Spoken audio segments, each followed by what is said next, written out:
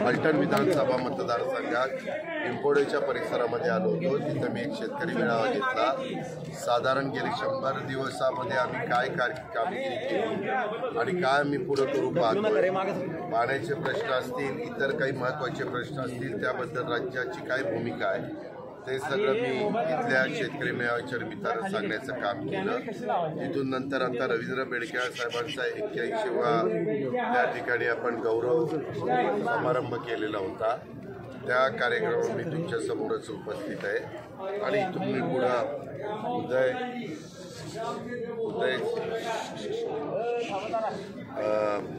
उंडाळकर यांचा पक्षप्रवेशाचा कार्यक्रम त्या ठिकाणी आहे, तिथं मोठा मेळावा आहे।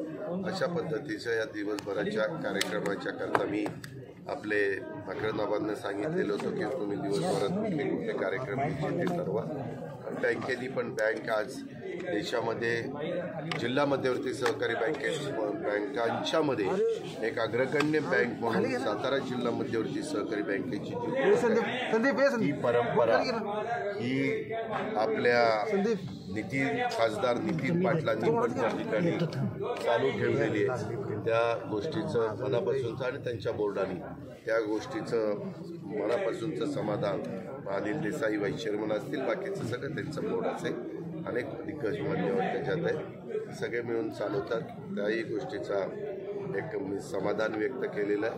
पण त्यांचे काही 3-4 प्रश्न होते हे आता आज सुट्टी आहे, काल सुट्टी होती, उद्या सुट्टी आहे, पण मंगळवार बुधवार मी मुंबईत आहे। त्यावेळेस मुंबईत गेल्यावर सहकार विभागाच्या अधिकाऱ्यांशी बोलून आणि मंत्री महोदयांशी बोलून त्याच्यातनं तो मार्ग काढील आणि ते प्रश्न तसाच।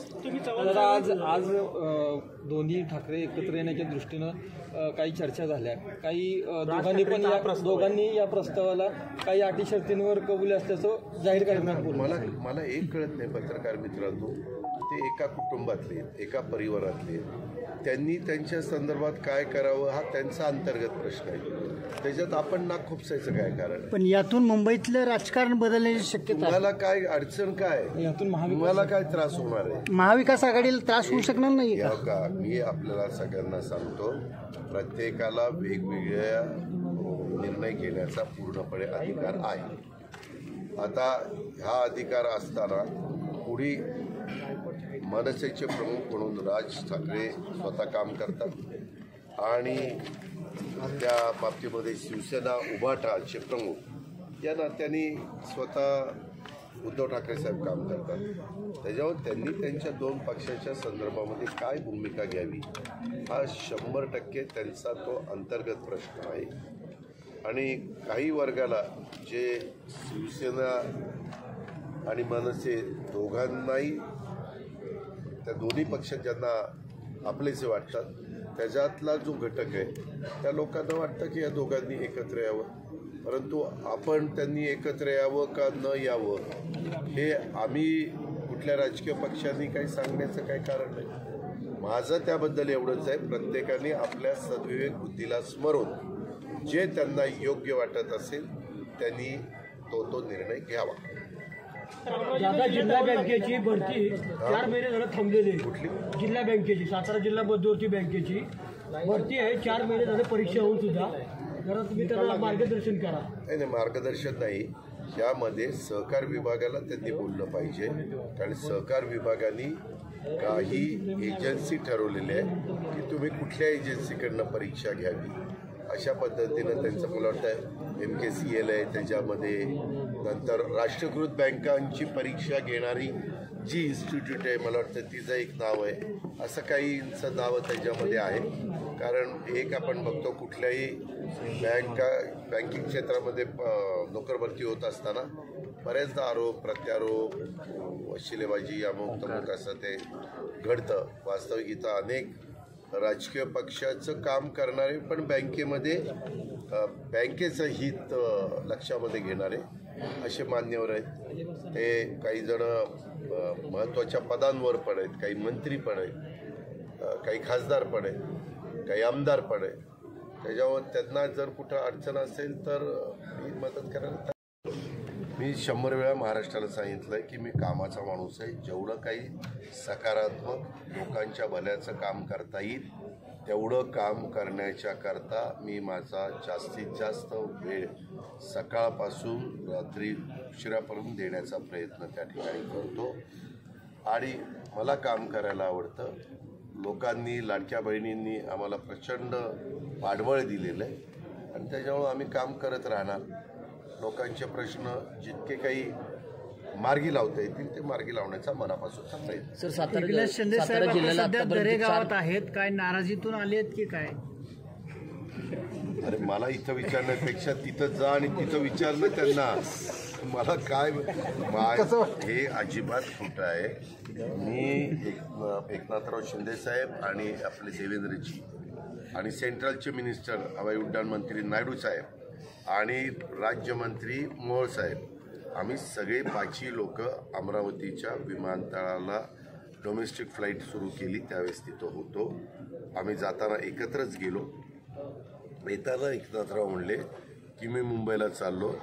मी त्यांना म्हणलं मी पण तुमच्याबरोबर येतो, मुंबईपर्यंत मलाही यायचं होतं. मी त्यांच्याबरोबर विमानात आलो. त्यावेळेस ते म्हणाले आता मी 3 दिवस माझ्या गावी जाणार आहे.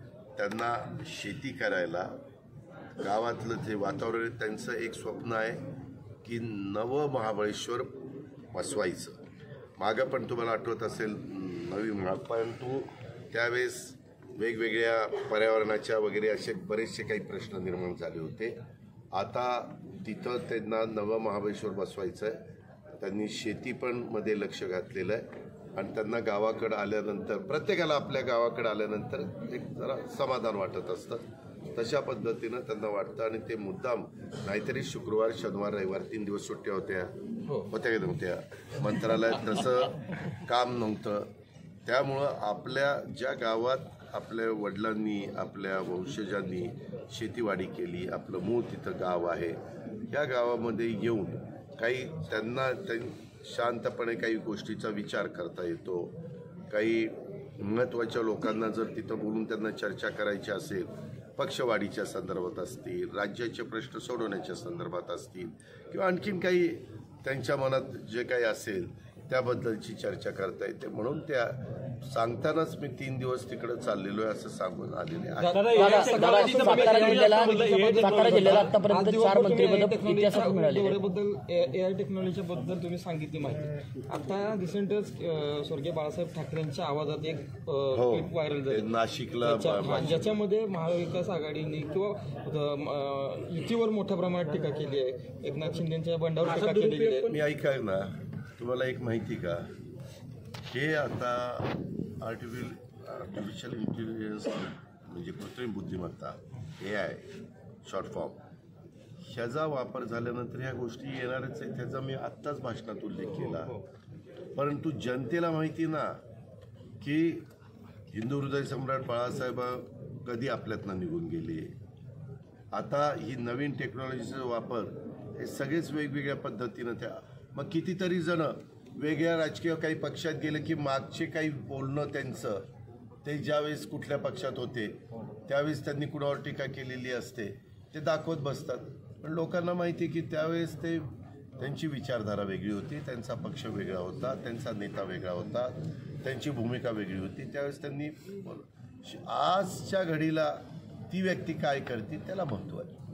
ते म्हणले नालायक वृत्ती आहे अशा पद्धतीची टेक्नॉलॉजी वापरून शिवसैनिकांचा अवमान करणे. एकनाथ शिंदे, प्रत्येकाला आपापलं मत व्यक्त करण्याचा अधिकार आहे, तर त्यांचं मत ते तसं असेल त्यांनी ते व्यक्त केलं. धन्यवाद. उंडाळकरांचं होत आहे, पृथ्वीराज बाबांना धक्का म्हणायचा.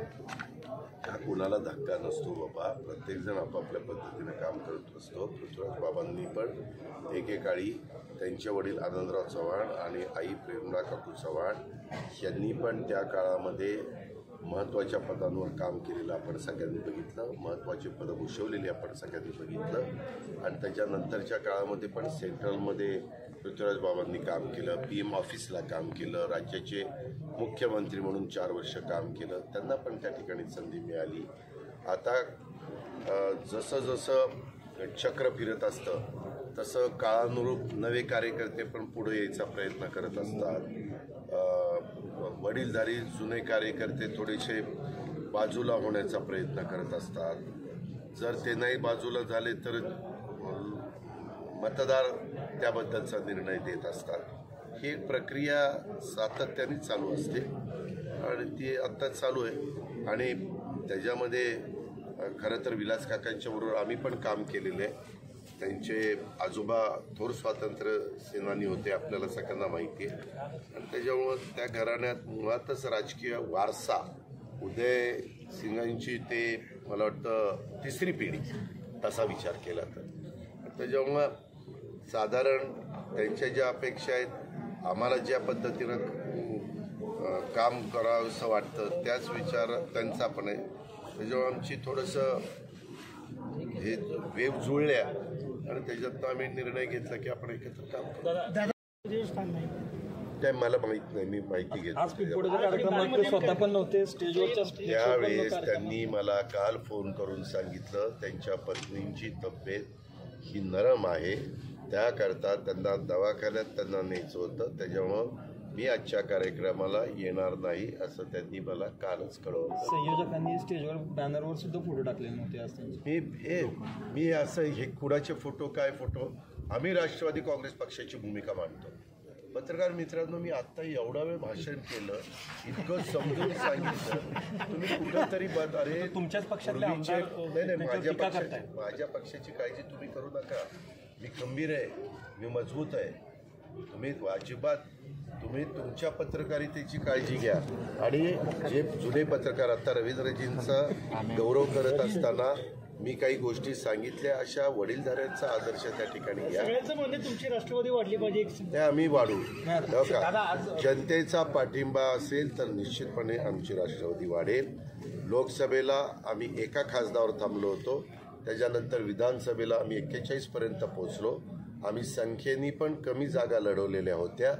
आम्ही पुढं आता जिल्हा परिषद, तालुका पंचायत, नगरपालिका, महानगरपालिका सगळ्यांनी डोळे लावून बसलेत की लवकरात लवकर लागाव्यात, पण सुप्रीम कोर्टामध्ये मॅटर आहे, सुप्रीम कोर्टाचा निकाल लवकर मिळावा।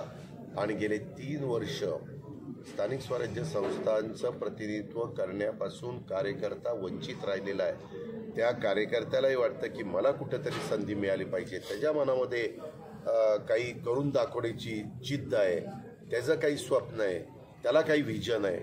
त्यावेळेस खासदार आमदार 543च देशात खासदार होतात आणि 288 आमदार आणि त्याच्या 1/3 असे साधारण मला वाटतं 70 का 78 आपले राज्य विधान परिषदेचे सदस्य होतात, याच्यापुरतंच ते राहतं। त्याच्यावर ह्या निवडणुका झाल्या तर अनेकांना नगरसेवक, नगरसेविका, झेडपी सदस्य, तालुका पंचायत सदस्य या पदांच्यावर काम करता येऊ शकतं। जसे तू इकडे हे कर, तालुका पंचायतीचा कुठं काय प्रश्न आहे, नगरपालिकेमध्ये एकट्या सीओनी निर्णय घेण्यापेक्षा कधी 28ची बॉडी असते, 32ची असते, 40ची असते, तिथं मग ती लोक आपापल्या वॉर्डातले प्रश्न सोडवण्याचा